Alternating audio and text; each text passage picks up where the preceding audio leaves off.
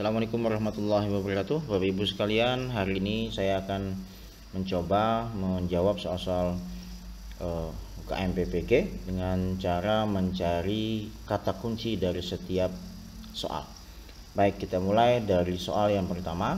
Dalam sebuah pembelajaran perubahan iklim pemanasan global, salah satu tujuan pembelajaran yang ingin dicapai adalah melalui kegiatan penyelidikan sederhana. Ini perlu kita garis bawahi. Peserta didik mampu mengidentifikasi penyebab pemanasan global. Untuk mencapai tujuan tersebut, tentukan kegiatan pembelajaran.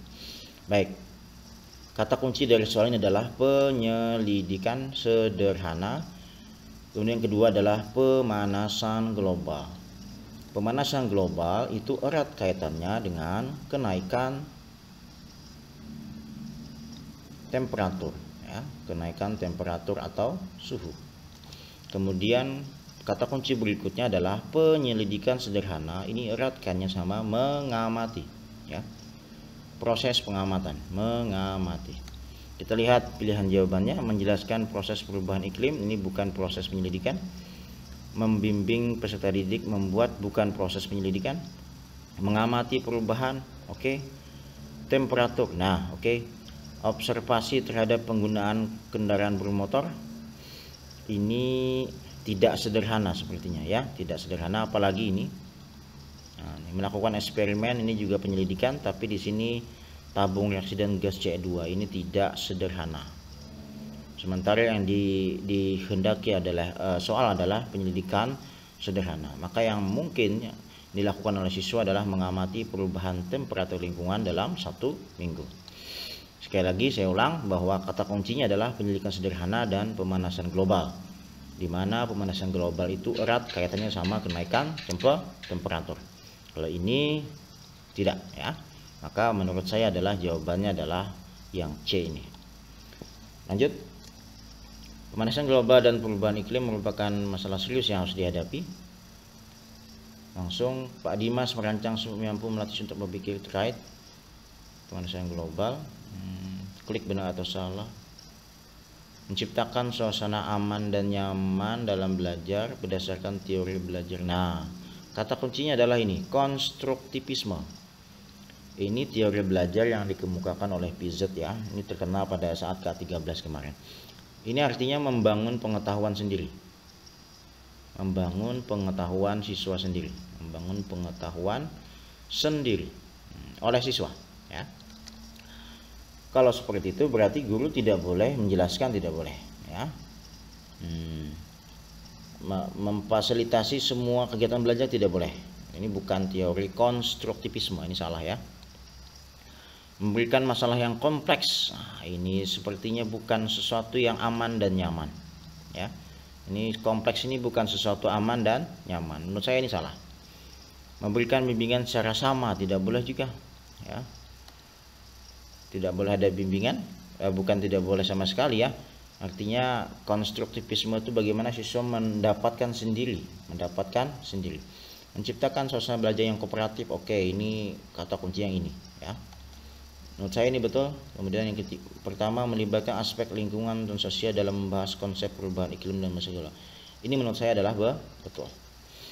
Jadi yang ini salah, ya, karena bukan berdasarkan teori konstruktivisme.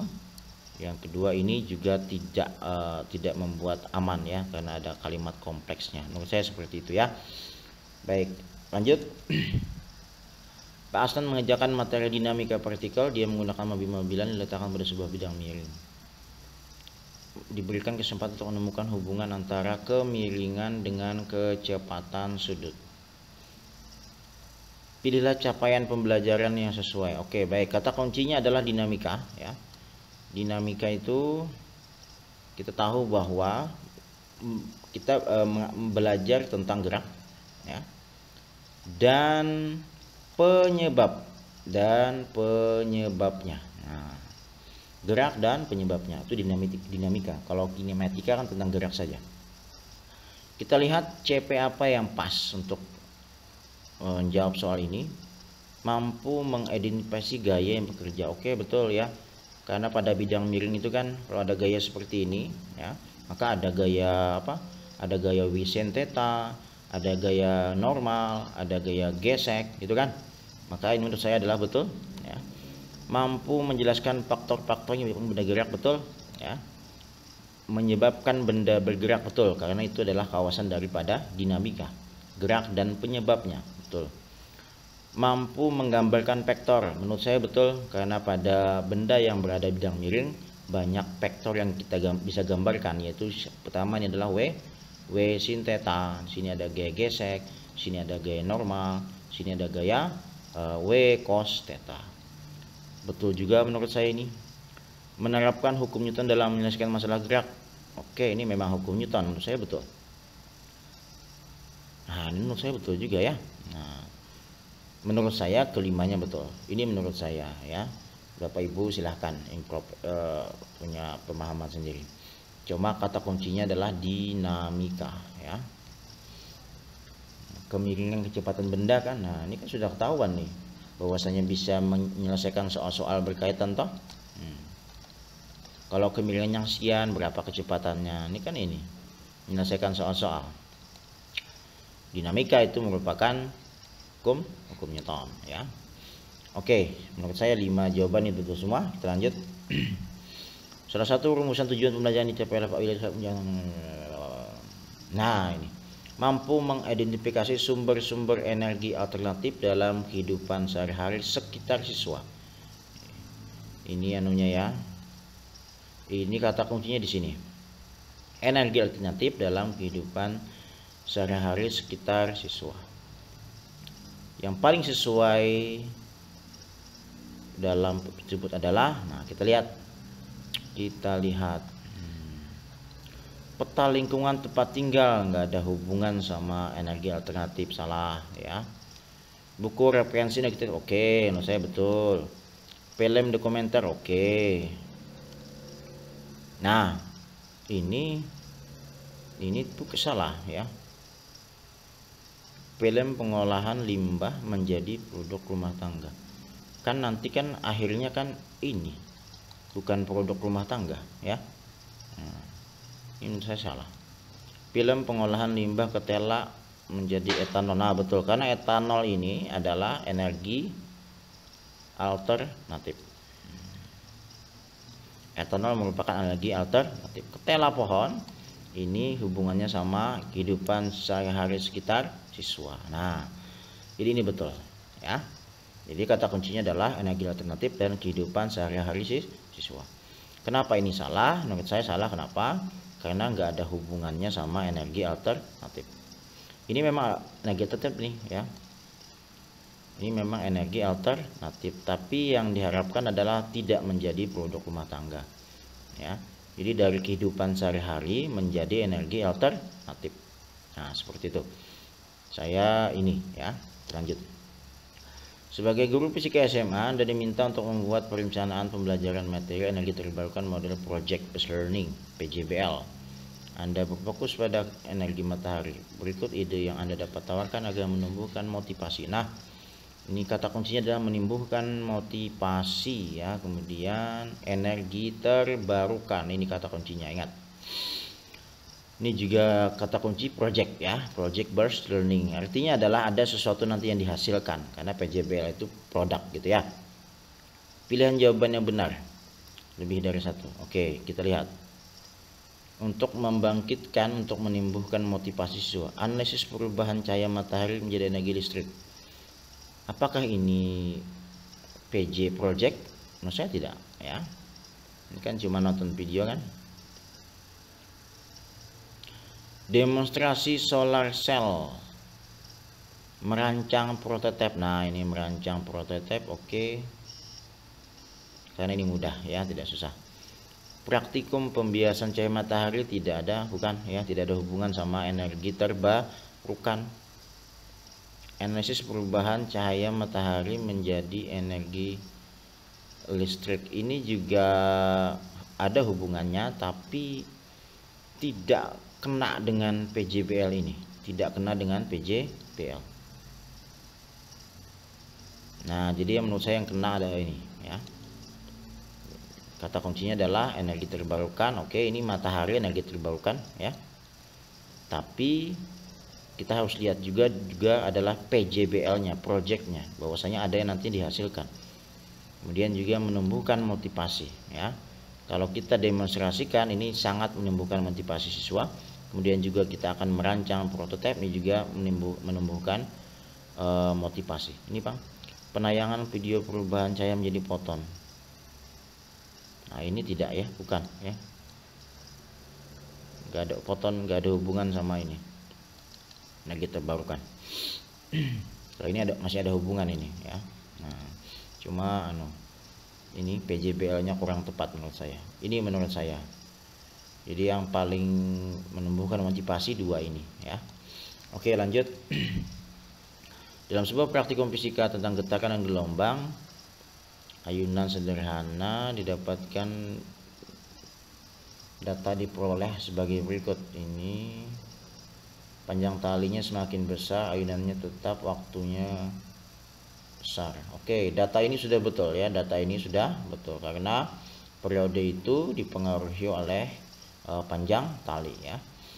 Misalnya tersebut, kesimpulan sederhana yang dapat dirumuskan adalah semakin panjang tali maka periodenya semakin besar. Untuk memastikan kebenaran, apa yang harus kita lakukan ketika siswa kita mendapatkan data seperti ini untuk ngecek kebenaran? Maka menurut saya adalah kita lihat ya, ini memastikan langkah-langkah percobaan sudah sesuai. Kalau langkah-langkahnya tidak sesuai kemudian dia mendapatkan nilai seperti ini, berarti patut dicurigai ya. Kalau mencermati kecenderungan perubahan data, sepertinya tidak, datanya ini berbanding lurus dengan ini ya, panjang tali. Mengkonfirmasi peserta didik, ini kayaknya enggak. Menurut saya adalah ini, memastikan langkah-langkah percobaan sudah sesuai. Dalam sebuah pembelajaran dilaksanakan Pak Budi tentang kinematika gerak lurus, dia meminta siswa untuk menuliskan pengamatan pada tabel yang disediakan. Terkait dengan isu pembelajaran, asesmen yang paling tepat diterapkan adalah penilaian. Nah, asesmen penilaian paling tepat adalah ini pengamatan pada tabel ya, berarti ini praktikum atau percobaan, berarti yang tepat adalah penilaian kinerja ya. Ini kan pengumpulan tugas-tugas, ini kan kognitif, menjawab soal, ini sikap ya. Ini apa ini, nggak tahu, kualitatif. Menurut saya adalah kinerja karena kata kuncinya adalah ini tabel pengamatan, berarti siswa ini melakukan praktikum, karena penilaian kinerja. Lanjut, peserta didik telah selesai melaksanakan praktikum mengenai hukum Archimedes dan menggunakan telur diberi perlakuan di air, memberikan kesimpulan bahwa telur dapat berada di atas, tengah, dan di bawah permukaan. Apa saja yang bisa dilakukan guru fisika dalam memberikan umpan balik? Nah ini ya, kata kuncinya adalah Archimedes. Archimedes itu ujung-ujungnya pasti akan membicarakan FA, gaya angkat ya. Nah, kita lihat. Menjelaskan konsep terapung layang tidak perlu lagi dijelaskan karena di percobaan sudah mereka lakukan ya. Mengorganisasi pendidik mencapai, nah ini betul ya. Mengorganisasi kesetimbangan tidak ada, kesetimbangan bukan ya, kesetimbangan bukan tidak kena ke Archimedes, tidak kena 100%. Menurut saya salah. Nah ini juga betul, jadi ada hubungannya sama gaya angkat ya, angkat ke atas. Nah ini nggak perlu lagi sudah, karena sudah dilakukan oleh siswa peristiwa ini ya. Jadi umpan balik kita adalah hanya kita arahkan siswa bagaimana menemukan konsep gaya angkat ke atas, karena Archimedes itu pada akhirnya akan bicara tentang gaya angkat. Jadi menurut saya adalah jawabannya adalah ini, B sama D yang betul ya. Ini jawaban saya ya. Lanjut. Tujuan yang dicapai adalah dapat rangkaian seri dan paralel pegas untuk menunjukkan tujuan pembelajaran tersebut. Konten yang relevan. Nah, konten yang relevan. Sini kata kuncinya, sini juga kata kuncinya.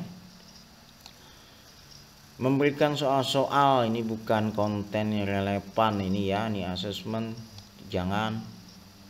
Nah ini betul menurut saya ya. membimbing untuk melakukan kinerja pegas ya, ini kerja pegas seri dan paralel. Menganalisis contoh-contoh aplikasi rangkaian pegas dalam kehidupan sehari-hari.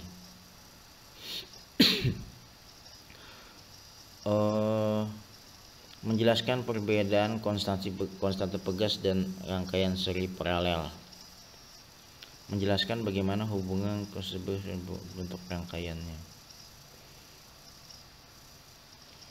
Konten yang relevan yang dapat disajikan guru ya. Ini menjelaskan ini tidak ya. Ini menjelaskan ini bukan ya. Ini tidak berorientasi pada peserta didik. Tidak berorientasi peserta didik. Ini juga tidak berorientasi peserta didik. Ini dapat membedakan karakteristik rangkaian seri dan paralel. Maka menurut saya adalah jawabannya adalah ini. Nah, karena membimbing peserta didik. Nah, ini. Oke, B ya, menurut saya B. Menganalisis contoh-contoh aplikasi rangkaian pegas dalam kehidupan sehari-hari. Contoh-contoh aplikasi rangkaian pegas. Bukan ya. Kita nggak bicara aplikasi, kita mencari karakteristik ya. Karakteristik pegas seri itu gimana, paralel itu gimana. Maka yang harus dilakukan siswa adalah mengamati kinerja pegas seri dan paralel. Ini jawabannya. Sekali lagi kita tidak mencari aplikasi rangkaian, tapi melakukan mengidentifikasi karakteristik. Menurut saya adalah B. Pada ini seorang guru fisika sekolah menengah atas menemukan cara agar mobil dapat melaju dengan kencang. Oke, problem based learning, diskusi. Oke, nah kata kuncinya adalah saya ini lah, sekolah menengah atas ya, SMA. Coba lihat ini problem juga, ini masalah ya. Membuat rancangan desain aerodinamis pada mobil. Nah, ini SMK ya. Tidak mungkin SMA, enggak kejauhan. Merekayasa ruang silinder mesin di juga SMK ya. SMA enggak relevan. Menampilkan video mengenai perjalanan berbagai jenis mobil di jalan bebas hambatan. Tidak ada kaitan sama ini ya. Agar mobil dapat maju dengan kencang, nggak ada kaitan. Knalpot mobil pun tidak ada kaitan, apalagi suara ya. Nah, ini menganimasikan pengurangan gegesi kinetik mobil dengan jalan raya. Menurut saya jawabannya adalah ini. Untuk tingkat SMA ini ya. Ini membuat rancangan desain nih SMK, kemudian ini juga cocoknya adalah PJBL ya, Project Based Learning. Sementara ini PBL, Problem Based Learning. Nah, ini menurut saya adalah ini. Karena melaju dengan kencang ya, ini adalah energi kinetik. Nah, gesek kinetik ya. Oke, lanjut. Seorang guru fisika menetapkan tujuan pembelajaran yaitu dapat mengkategorikan faktor-faktor yang mempengaruhi energi potensial dalam kehidupan sehari-hari. Energi potensial, kata kuncinya di situ ya, energi potensial. EP. Oke. Guru menetapkan mode adalah problem, PBL, langkah dapat adalah. Oke. Energi potensial kita ingat rumusnya adalah massa kali percepatan gravitasi kali ketinggian. Berarti ketinggian ini juga kata kunci ya. Menampilkan video pemain basket bola melakukan bounce pass. Bounce pass ini kan pantulan ya. Pantulan itu di momentum impuls, bukan di energi potensial ya. Spesifiknya bukan di potensial, tapi lebih ke momentum impuls. Menurut saya ini salah ya. Menampilkan foto air terjun, ini juga video air terjun. Nah, mungkin lebih bagus ini ya. Ini kurang ya. Ini juga video jatuh bebas. juga ada hubungan sama energi potensial, tapi alangkah baiknya video bukan foto. Nah, menurut saya seperti itu Bapak Ibu sekalian ya. Melakukan bound pass ini mantul, pemain basket mantulkan ya. Ini lebih ke momentum. Oke, lanjut. Guru fisika merancang pembelajaran agar peserta didik dapat menggambarkan konsep kelentingan pada tumbukan antar kedua benda. Menggunakan program Project Based Learning, di awal pembelajaran guru memberikan video fenomena dua buah kelereng yang saling bertumbukan.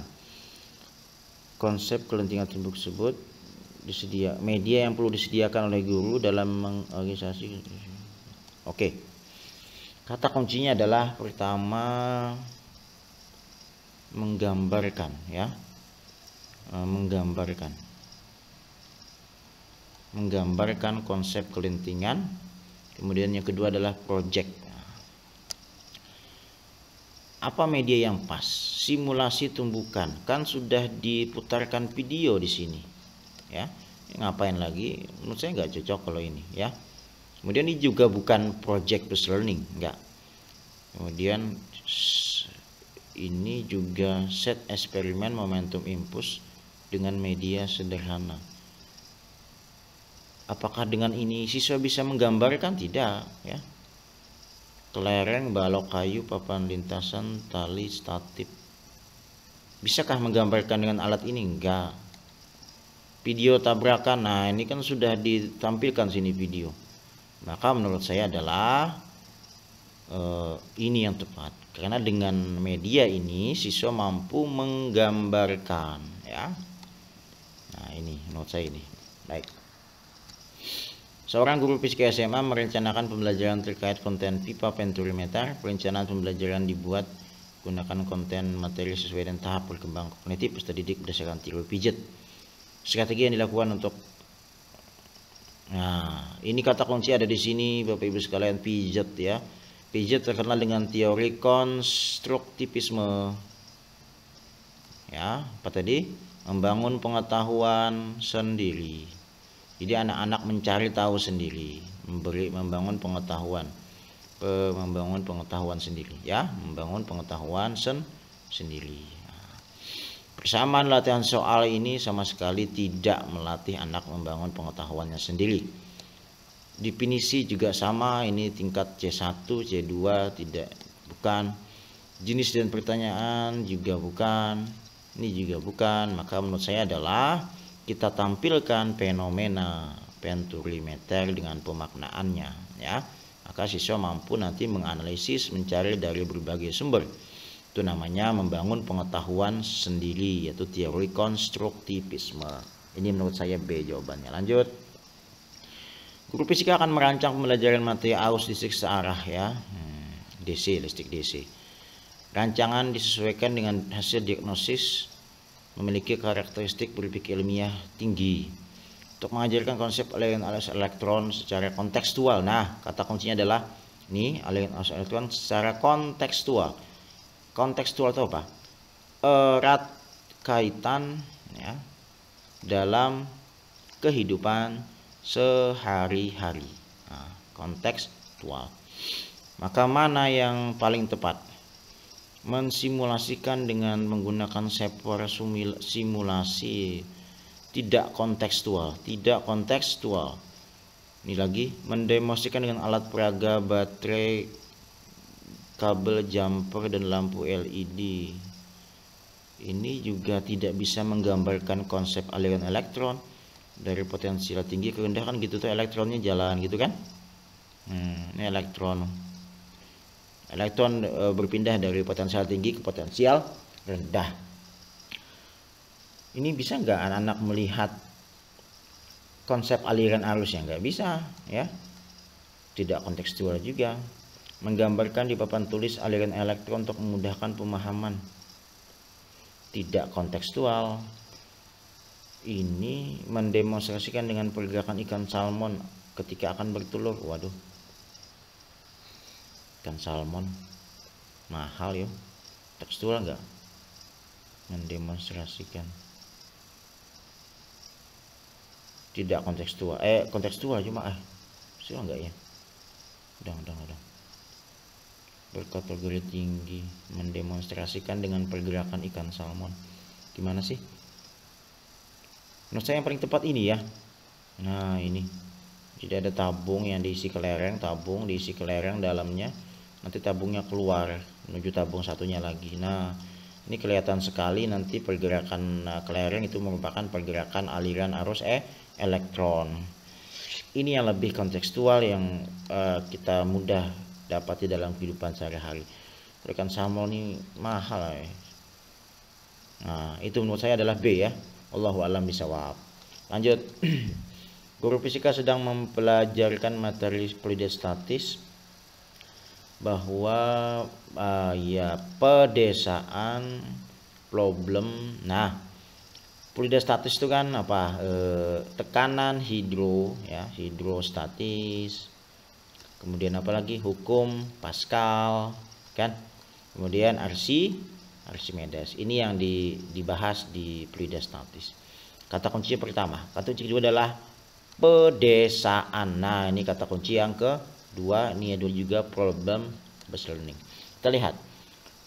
Perjalanan kapal selam. Oke, kapal selamnya Archimedes ya. Tapi apakah kapal selam ini relevan dengan daerah pedesaan? Tentu tidak relevan. Nggak ada di desa kapal selam. Video orang bedung parit, oke, bentar. Hidrolik, oke, ini Pascal ya. Tapi di desa itu nggak ada Pascal, itu nggak ada hidrolik sepertinya ya. Ini menurut saya salah. Montir menaikkan roda dan ukur hidrolik, nggak ada di desa kayaknya ya. Yang sedang diinfus di rumah sakit nih apa ini? Video pasien yang sedang diinfus di rumah sakit, nah, bukan juga, di desa nggak ada ya. Jadi menurut saya adalah yang tepat adalah ini, karena ini yang paling relevan dengan pedesaan. Ini konsep apa? Tekanan hidrostatis ya, membendung parit. Menurut saya jawabannya adalah B ya, yang paling relevan dengan kata kunci pedesaan. Lanjut. Bakalan seorang guru fisika telah melakukan analisis kebutuhan peserta didik suatu SMA yang memastikan bahwa peserta didik. Nah, melihat video dari konten kreator yang sedang viral, kata kunci di sini melihat video. Matahari sebagai sumber energi terbarukan, ini juga kata kunci ya. Alan khawatir jika matahari sama tidak menarik. Nah, untuk agar menarik gimana caranya? Kita lihat. Menganalisis proses perubahan cahaya matahari jurnalistik, ini tidak menarik sama sekali ya. Kenapa tidak menarik?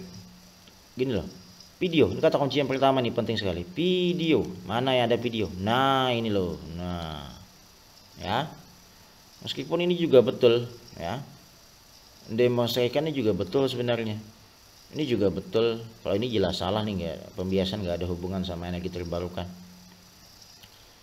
Tapi di antara yang betul ini, yang sesuai kata kunci melihat video ya yang sedang viral, berarti si Pak Alan ini harus mengarahkan media yang ada kaitannya sama video, karena anak-anak lagi suka nonton video yang viral gitu loh ya. Nah, menurut saya jawabannya adalah ini. Oke, lanjut. Butari akan mengajarkan materi gerak parabola yang mempersiapkan diagram gerak dari salah satu gerak dua dimensi. Nah, ini parabola ya. Parabola. Kita ingat parabola itu kan gini kan ya. Ini juga persamaan posisi terhadap sumbu X ya. Ini adalah posisi terhadap sumbu Y. Karena parabola itu sumbu X dia akan bergerak secara GLB, betul ya.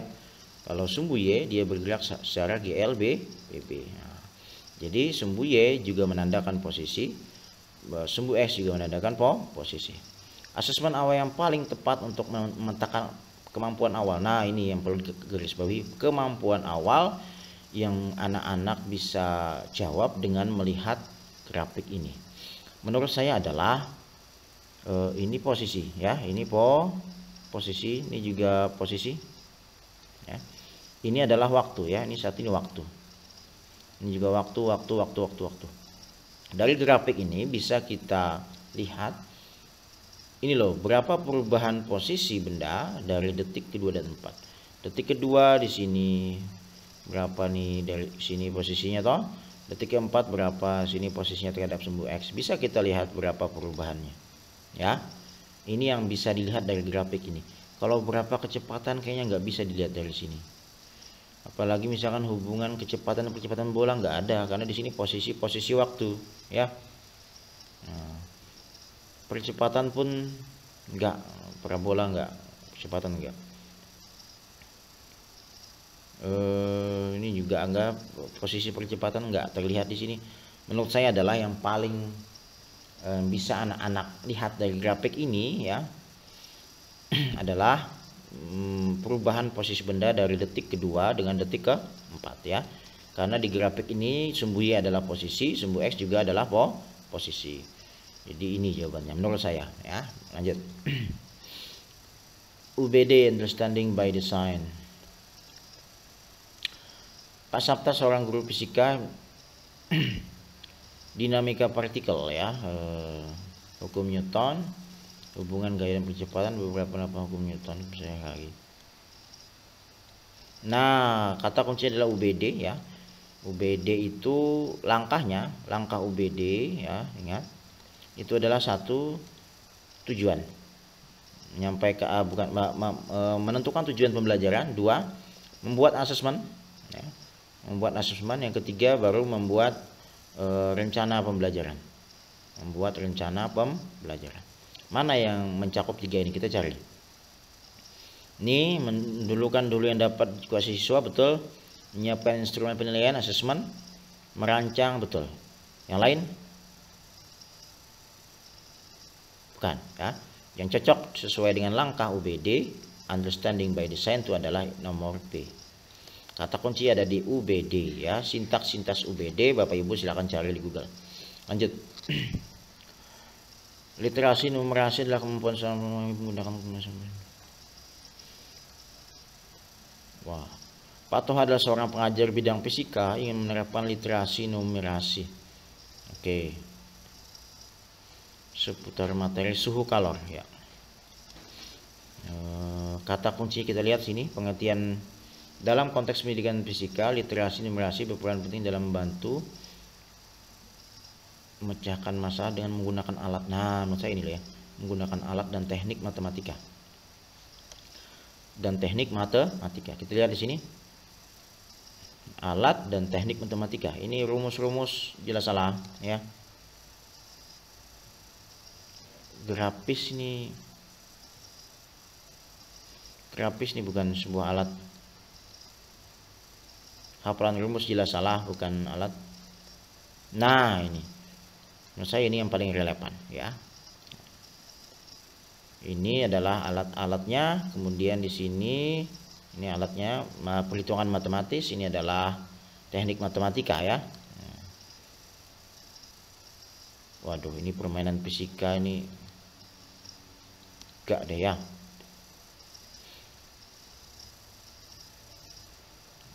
Berbasis kurikulum merdeka.